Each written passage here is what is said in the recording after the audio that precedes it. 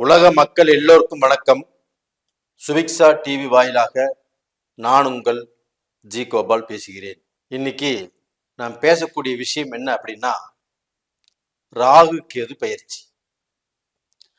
இந்த ராகு கேது பயிற்சி ஆகப்பட்டது 2025 மே மாதம் 18ஆம் தேதி ஆரம்பிச்சு 2026 டிசம்பர் மாதம் வரைக்கும் இந்த ராகு கேது பயிற்சி இருக்கும்.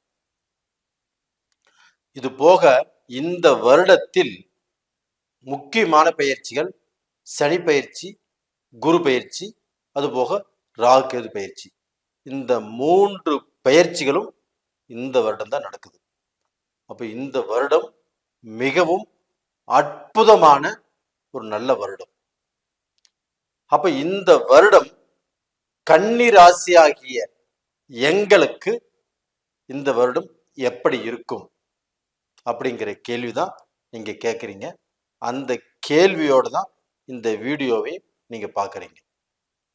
உங்களுக்கோசரம் இந்த வீடியோவை, இந்த கிரகங்களை நன்கு ஆராய்ந்து, உங்களுக்கு இதுல நல்லது இருந்தாலும் கெட்டது இருந்தாலும் இருக்கிறத உண்மையை அப்படியே சொல்லணும்னு சொல்லி இதை ரொம்ப திருப்தியா ஆராய்ஞ்சிருக்கிறோம்.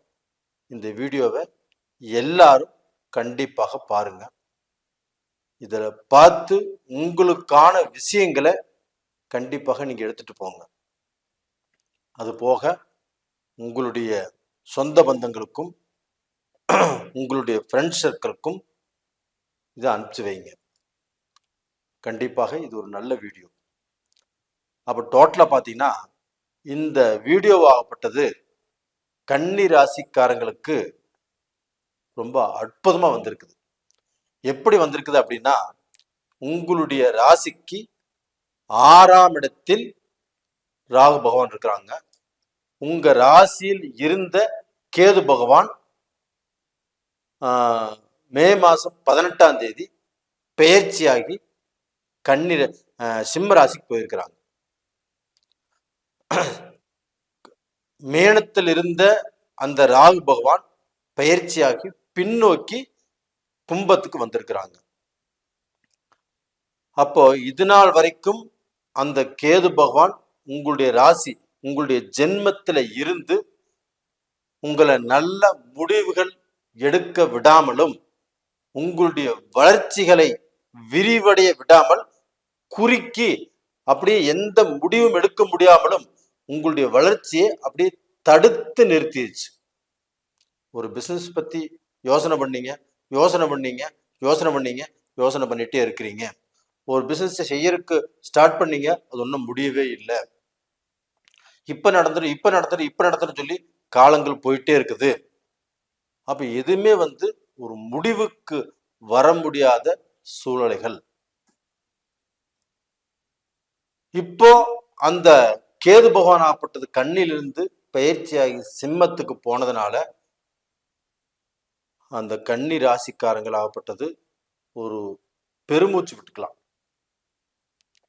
அப்போ உங்களை ஏதோ ஒரு சக்தி உங்களை வெளியே வர முடியாத அளவுக்கு உங்களுடைய வளர்ச்சியை தடுத்து, உங்களுடைய முயற்சிகளை தடுத்து, உங்களுடைய முன்னேற்றத்தை தடுத்து உட்கார வச்சிருந்தது.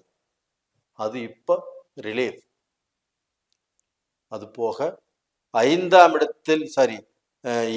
இடத்தில் இருந்த ராகு பகவானால் குடும்ப ரீதியா கஷ்டம், மன ரீதியா கஷ்டம், குடும்பத்துல நல்ல திருப்தி இல்லை, பார்ட்னர் சம்பந்தப்பட்ட தொழில்ல நல்ல முன்னேற்றம் இல்லை, செஞ்சுட்டு கூடிய தொழிலையும் நல்ல முன்னேற்றம் இல்லை, செஞ்சுட்டு கூடிய வேலையிலுமே உங்களுக்கு ஒரு நல்ல சேலரி இல்லை. அது போக உங்க பாஸோ, உங்களுடைய சுப்பீரியர் ஆபீசரோ உங்களுடைய வேலையை பார்த்து உங்களை பாராட்டல, உங்களுடைய அறிவு, உங்களுடைய முயற்சி எல்லாத்தையுமே கசக்கி பிழிஞ்சு வேலை செஞ்சாலும் அங்கே நல்ல பேர் இல்லை. இது எல்லாமே கன்னி ராசிக்காரங்களுக்கு ஆணாக இருந்தாலும் சரி, பெண்ணாக இருந்தாலும் சரி நடந்துட்டு தான் இருக்குது. அதுபோக பெண்களுக்கும் வேலை செய்யக்கூடிய இடத்துல சில பிரச்சனைகள், சில குழப்பங்கள், அவங்களுக்கு மனசை பாதிக்கிற அளவுக்கும் சில பிரச்சனைகள் நடந்துச்சு. அது உடல் ரீதியாகவும் மன ரீதியாகவும் நடந்துச்சு. இது எல்லாமே எல்லாத்துல இருந்தும் இப்ப நீங்க விடுதலை. ஏன்னா இந்த ராகு பகவான் 7ஆம் இடத்திலிருந்து பெயர்ச்சியாகி 6ஆம் இடத்துக்கு வர்றாங்க. அப்ப இந்த ராகு பகவான்கிறது யாரு? யோக காரகன். கேது பகவான்கிறது யாரு? ஞான காரகன். அப்ப இந்த ராகு பகவான் ஆகப்பட்டது யோகம்னா மிகப்பெரிய பிரம்மாண்டத்தை உருவாக்க போகக்கூடிய ஒரே கிரகம் இந்த ராகு பகவான் தான். ராகுனாவே பிரம்மாண்டம் தான். அப்ப இந்த ராகு நினைத்தால் ஒருத்தருடைய வாழ்க்கையவே புரட்டி போட முடியும். கீழே இருக்கிறவன் மேல போலாம், மேல இருக்கிறவன் கீழே வரலாம். இப்ப கூட ஒருத்தருக்கு 26 கோடி ரூபாய் லாட்டரியில பிரைஸ் வந்திருக்குது. அதாவது தமிழ்நாட்டில இருந்து ஒரு போர்ட்டர் கேரளா போயிருக்கிறாங்க, ஒரு லாட்டரி வாங்கியிருக்கிறாங்க. அந்த லாட்டரியில ஃபர்ஸ்ட் பிரைஸ் அவங்களுக்கு விழுந்துச்சு. அவர் சாதாரண கூலி தொழிலாளி தான். அவருக்கு 26 கோடி ரூபாய் அந்த லாட்டரியில் விழுந்திருக்குது. அப்போ அவங்களுடைய வாழ்க்கை, தகுதி, தரம், அந்தஸ்து இது எல்லாமே மாறிடுது இல்லைங்களா? அவருடைய மனசு, சந்தோஷம், காரு, பங்களா, வசதின்னு ஒரு ஒரு நொடியில அப்படியே மாத்திருச்சு அவர். அது மாதிரிதான் இந்த ராகு பகவான் ஒருத்தருடைய வாழ்க்கையவே மாற்றக்கூடிய தருணம் வந்தாச்சு. அப்போ அது கன்னி ராசிக்காரங்களுக்கு எப்படி இருக்கும் அப்படின்னா, இந்த ராகு பகவான் 6ஆம் இடத்துக்கு வந்தது மிகப்பெரிய யோகம். அப்ப அந்த 6ஆம் இடத்தில் இருக்கக்கூடிய ராகு பகவானை குரு பகவான் மிதுனத்துல இருந்து 9ஆம் பார்வையாக அந்த 6ஆம் இடத்தில் இருக்கக்கூடிய ராகு பகவானை முழு சுபகிரகமான குரு பகவான் அந்த ராகு பகவானை பார்த்துருச்சு. இந்த ராகு பகவான் குரு பகவான் பார்த்தாவே போதும் இல்லைங்களா? கோடி புண்ணியம், கோடி யோகம்.